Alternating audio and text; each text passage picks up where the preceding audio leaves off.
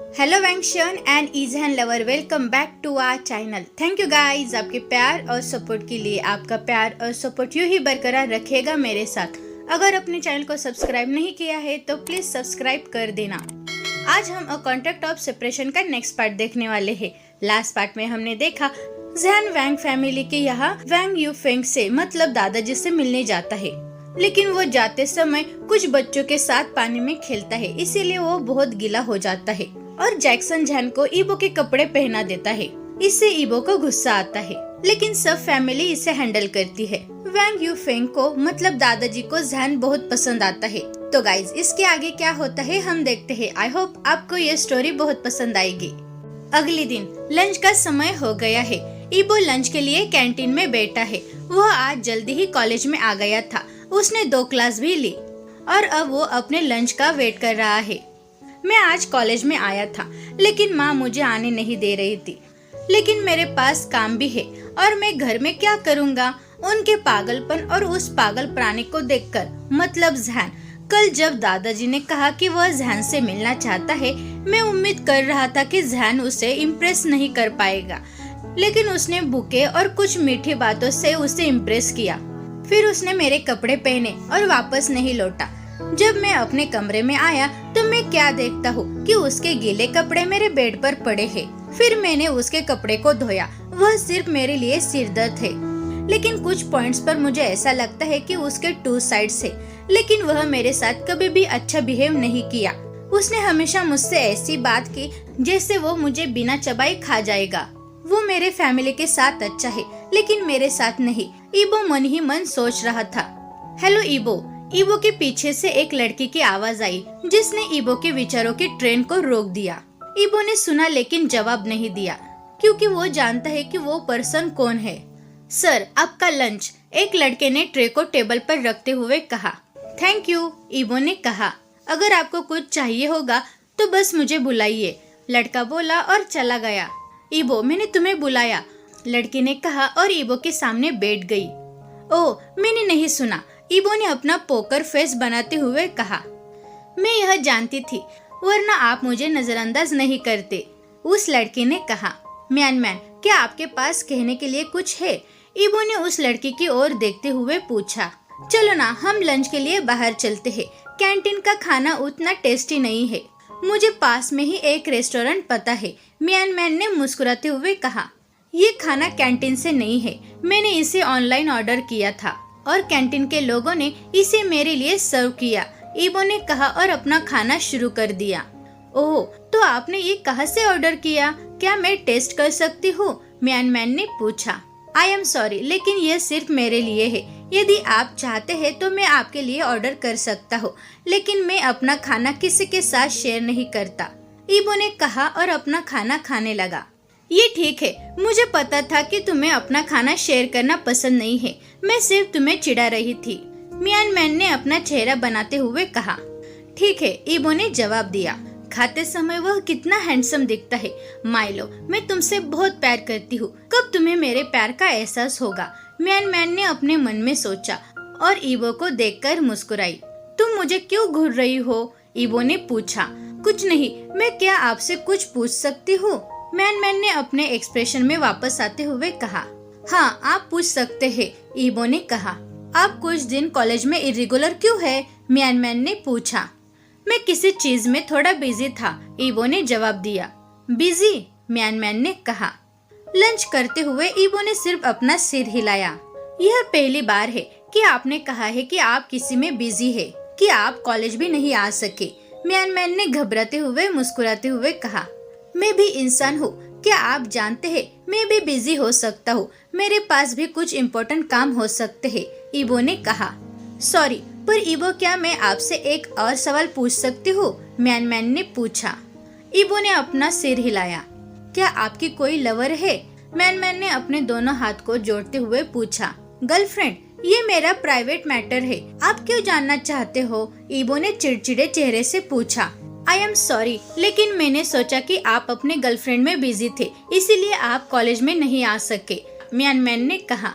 नहीं, मेरी कोई भी गर्लफ्रेंड नहीं है, ईबो ने कहा। ईबो की बात सुनकर मैन मुस्कुराई। वैसे ये कुछ दिन में अपने शादी में बिजी था। ईबो ने कहा, क्या आपकी शादी? इससे आपका क्या मतलब है? म्यान मैन ने पूछा। क्या आप नहीं जानते कि शादी क्या होती है? और इसके अलावा आपने मुझसे पूछा कि मैं बिजी क्यों हूँ और आप अब इस तरह रिस्पॉन्स क्यों दे रही है? ईबो ने म्यान मैन की रिस्पॉन्स को देखकर पूछा।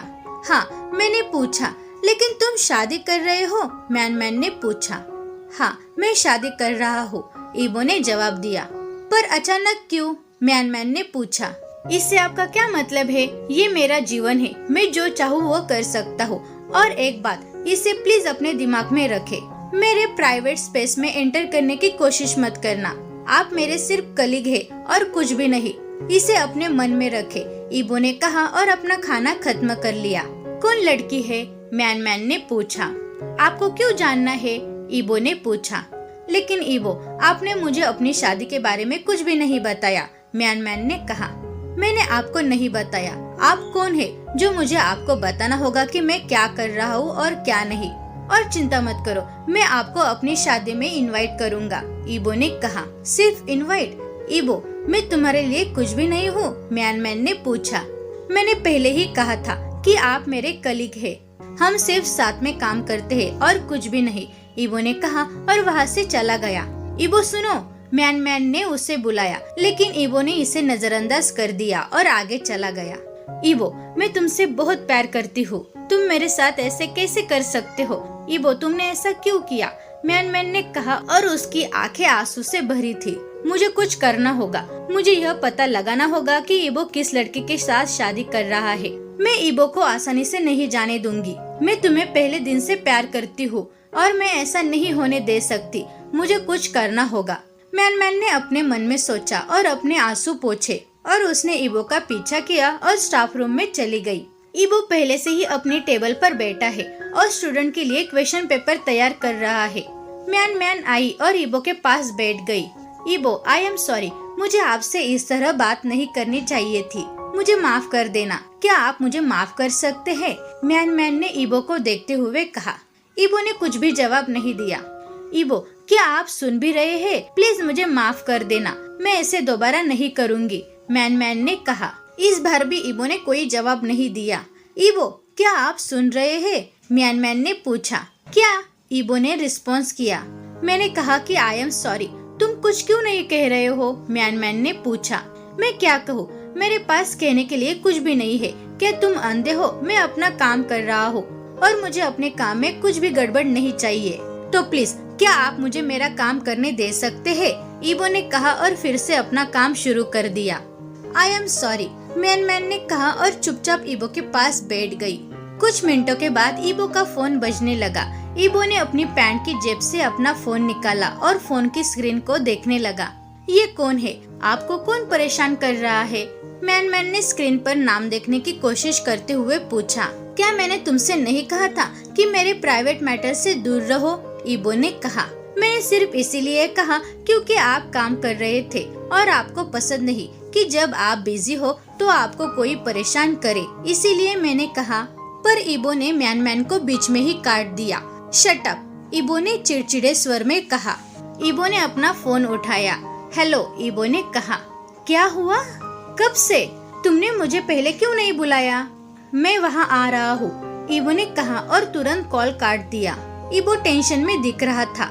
उसने अपना फोन जेब में रखा और लैपटॉप बंद कर दिया। क्या हुआ? तुम कहाँ जा रहे हो? म्यान मैन ने पूछा। मुझे कुछ इम्पोर्टेंट काम है, ईबो ने कहा और कमरे से बाहर निकलने लगा, लेकिन म्यान मैन ने उसे रोक दिया। तुम कहाँ जा रहे हो? म्यान मैन ने पूछा। मुझे तुमसे कितनी बार कहना पड़ेगा कमबख्त, मुझे और मेरे प्राइवेट मैटर से दूर रहो, ईबो ने कहा और टेबल पर अपना हाथ पटक दिया, जिससे म्यान मैन डर से कांपने लगी। दूर रहो, मुझसे दूर रहो, ईबो ने कहा और कमरे से चला गया। मैं तुमसे दूर नहीं रहूंगी, तुम सिर्फ मेरे हो, सिर्फ मेरे, म्यान मैन ने कहा और उसकी आंखों से आंसू गिरने लगे। शाओ हवेली में। भाई, क्या तुम ठीक हो? जियांग ने पूछा जब उसने जैन को कई बार पलके झपकाते हुए देखा। पिताजी कहाँ है? जैन ने खांसते हुए कहा। पिताजी सुबह सुबह बिजनेस ट्रिप पर गए, उसके बाद मैं आपके कमरे में आया और मैंने देखा कि आप बुरी तरह से खांस रहे थे। मैंने आपका टेम्परेचर भी चेक किया और तब मुझे पता चला कि आपको तेज बुखार है और तब से आप सो रहे थे। जियांग ने जैन के बालों को सहलाते हुए कहा। मैं कितनी देर सोया? अरे मैं कल रात ठीक से नहीं सो पाया था, शायद इसीलिए, जैन ने अपनी आंखें बंद करते हुए कहा। भाई मैं तुम्हें बचपन से देख रहा हूँ और तुम बहुत सोते हो जब तुम्हें बुखार आता है।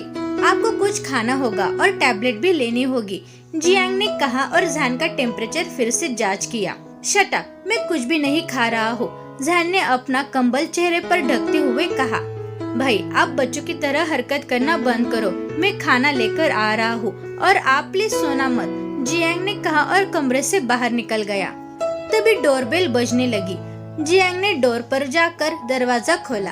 इबोग, क्या तुम आ गए? जियांग ने इबो को दरवाजे के सामने देखकर कहा। वो अब कैसा है? इबो ने अपने कोल्ड नेचर के साथ कहा। भाई बस अभी ही जाग गया है, उसने कुछ भी नहीं खाया और टैबलेट भी नहीं ली और उसे तेज बुखार भी है, जियांग ने कहा। वो कहाँ है? इबो ने पूछा। भाई अब अपने कमरे में है, जियांग ने जवाब दिया। उसने कुछ क्यों नहीं खाया? इबो ने कंफ्यूज होकर पूछा। दरअसल भाई अब तक सो रहा था, मैंने भाई के लिए चिकन सूप तैयार किया है, उसके बाद मैं उसे टैबलेट दे दूंगा, जियांग ने जवाब दिया। ठीक है, पर उसका कमरा कहाँ है? इबो ने पूछा। ऊपर जाओ और दाएं मुड़ो, पहला कमरा भाई का है, जियांग ने कहा। ठीक है, तुम खाना लाओ, मैं उसके कमरे में जाता हूँ, इबो ने कहा और ऊपर चला गया। ठीक है गगा, जियांग ने कहा और किचन में चला गया। मुझे नहीं पता कि मैंने अच्छा किया या नहीं, लेकिन जब मैंने देखा कि भाई का टेम्परेचर बहुत बढ़ गया है तो मैं कुछ भी नहीं सोच सका और मैंने इबो गगा को कॉल किया। आई होप मेरा भाई मुझसे नाराज नहीं होगा, जियांग ने जैन के लिए खाना परोसते हुए सोचा। इबो झिझक के साथ जैन के कमरे में गया। क्या मैं? इबो जैन के कमरे के सामने खड़े होकर पूछा। जैन ने आवाज सुनी और दरवाजे की तरफ देखा। तुम? जियांग कहाँ है? जैन ने कंफ्यूज होकर पूछा। वो आपके लिए खाने के लिए कुछ ला रहा है, इबो ने जवाब दिया और वो अभी भी कमरे के बाहर खड़ा है। मुझे कुछ भी नहीं खाना है, मेरा मुंह मुझे बहुत कड़वा लग रहा है। और तुम वहाँ क्यों खड़े हो गए? अंदर आओ, जैन ने उठने की कोशिश करते हुए कहा, लेकिन वो कामयाब नहीं रहा और नीचे गिर गया। इबो उसके पास दौड़ा और जैन को पकड़ लिया और उसने जैन को ठीक से लेटने में हेल्प की। मैं ठीक हूँ, आपको मेरी मदद करने की कोई जरूरत नहीं है, मैं खुद को संभाल सकता हूँ, जैन ने कहा और धीरे से स्माइल की। हाँ, मैं अंधा हूँ, मैं देख रहा हूँ कि तुम क्या कर सकते हो और क्या नहीं, इबो ने कहा और जैन के बेड के पास बैठ गया। आप किसी व्यक्ति को सिर्फ एक बार में ही कैसे जान सकते हैं? ऐसी बहुत सी चीजें हैं जो आप मेरे बारे में नहीं जानते, जैन ने आंखें बंद करते हुए कहा। मैंने यह नहीं कहा कि मैं तुम्हें जानता हूँ, मैंने अभी सिर्फ ये कहा कि तुम खुद को संभाल नहीं सकते, इबो ने जवाब दिया। क्या मैं नहीं कर सकता? मैं यह तब से कर रहा हूँ जब से मैं एक बच्चा था, जैन ने धीरे से कहा। क्या? इबो ने जैन को देखते हुए पूछा। कुछ भी नहीं, जैन ने कहा और उसके आंखों से आंसू आने लगे। लेकिन इससे पहले कि इबो देख पाता, उसने अपने आंसू पोंछ लिए। ये रहा आपका खाना और दवाई, जियांग ने ट्रे को बेड साइड टेबल पर रखते हुए कहा। मैं नहीं खाना चाहता, मैं अपने मुंह के अंदर बिटरनेस महसूस कर सकता हूँ, मुझे कुछ भी नहीं चाहिए, जैन ने खुद को कंबल के नीचे छिपाते हुए कहा। भाई आपको थोड़ा सा तो खाना होगा, जियांग ने कहा। नहीं, मैं नहीं खाऊंगा, जैन ने जवाब दिया। जियांग तुम अब जा सकते हो और तुम थोड़ा आराम करो, मैं यहाँ हूँ, इसीलिए तुम्हें चिंता करने की कोई जरूरत नहीं है और मैं ये श्योर करूँगा कि वह अच्छे लड़के की तरह सब कुछ खाना खाए, इबो ने अपना पोकर फेस बनाते हुए कहा। ठीक है, जियांग ने कहा और कमरे से बाहर निकल गया। जैन उठो और कुछ खा लो, इबो ने कोल्ड टोन में कहा। क्या मैंने नहीं कहा कि मैं कुछ खाना नहीं चाहता? जैन ने जवाब दिया। इसका मतलब कि तुम मेरे साथ जीवन भर रहना चाहते हो, इबो ने जैन को चिढ़ाते हुए कहा। इसका क्या मतलब है? जैन ने अपने कंबल को हटाते हुए कहा। मेरा मतलब है कि हमारे पास एक कॉन्ट्रैक्ट है, आपकी फाइनल एग्जाम पास करने के बाद हम डिवोर्स ले सकते हैं, लेकिन जैसा कि आप खाना और दवाइयाँ नहीं खा सकते, इसका मतलब है कि आप ठीक नहीं होना चाहते और ऐसे ही आप हमेशा बीमार रहने लगेंगे और अपने पढ़ाई में ध्यान नहीं दे पाएंगे और इसीलिए आप पेपर में फिर से फेल हो जाएंगे और इसका मतलब कि आप पास नहीं हुए तो आपको मेरे साथ जीवन भर रहना होगा। ईबो ने जैन को चिढ़ाते हुए कहा। मैंने तो ऐसा नहीं सोचा, तुम बिल्कुल सही हो, बैठने में मेरी हेल्प करो, मैं खाऊंगा, जैन ने स्माइल करते हुए कहा। तुम सच में बेवकूफ हो, ईबो ने अपने मन में कहा और जैन को बैठने में हेल्प की। मुझे सूप का बाउल दे दो, जैन ने कहा। ये थोड़ा हॉट है, मैं तुम्हें खिलाऊंगा, ईबो ने बाउल को हाथ में लेते हुए कहा। आपको ऐसा करने की कोई जरूरत नहीं है, मैं इसे अपने आप कर सकता हूँ, जैन ने कहा। आ करो, ईबो ने कहा। आ, ये क्या है? जैन ने कंफ्यूज होकर पूछा। तुम अपना मुंह खोलो, ईबो ने कहा। ओ, जैन ने रिस्पॉन्स दिया और अपना मुंह खोला। ईबो ने जैन को खाना खिलाया। क्या यह बहुत गर्म है? ईबो ने पूछा। नहीं, ये ठीक है, लेकिन ये बहुत कड़वा है, जैन ने कहा और ऐसा बिहेव किया जैसे उसे उल्टी करना है। चुप रहो, आपको किसी भी तरह इस खाने को खत्म करना होगा, ईबो ने कहा और जैन को खाना खिलाने लगा। ऐसा लग रहा है कि मैं करेला खा रहा हूँ, जैन ने कहा। 15 मिनट के बाद जैन ने अपना खाना फिनिश किया और ईबो ने उसे tablet they the. Thank you, Jain ने कहा और टैबलेट ले ली। तुम ठीक तो हो ना? ईबो ने जैन को देखते हुए पूछा। मेरा मुंह बहुत कड़वा है, जैन ने कहा। ईबो ने बेड के पास से अपना बैग लिया और बैग से एक बॉक्स निकाला। ये क्या है? जैन ने पूछा। ये आपके लिए है, ईबो ने कहा और जैन को वो बॉक्स दे दिया। ये मेरे लिए है? जैन ने कंफ्यूज होकर पूछा। ईबो ने अपना सिर हिलाया। जैन ने बक्सा लिया और उसे खोला। उस डिब्बे में ढेर सारी चॉकलेट थी। वाओ, थैंक यू, मुझे चॉकलेट बहुत पसंद है, जैन खुशी से चिल्लाया। तुम कुछ चॉकलेट खाओ, तुम्हें अच्छा लगेगा, ईबो ने जैन को देखते हुए कहा। हाँ, लेकिन ये तुम्हें कैसे पता चला कि मुझे चॉकलेट पसंद है? जैन ने पूछा। मैंने सुना था जब आप और जैनजिन चॉकलेट के बारे में बात कर रहे थे, ईबो ने जवाब दिया। ओह, जो भी हो, लेकिन थैंक यू, जैन ने कहा और अपनी पसंदीदा चॉकलेट खाने लगा। ईबो के चेहरे पर एक छोटी सी स्माइल दिखाई दी जब उसने देखा कि जैन उसकी चॉकलेट को एंजॉय कर रहा है। वो थोड़ा प्यारा है, ईबो ने मन ही मन कहा। अचानक ईबो का फोन बजने लगा। उसने अपना फोन जेब से निकाला और स्क्रीन पर देखा।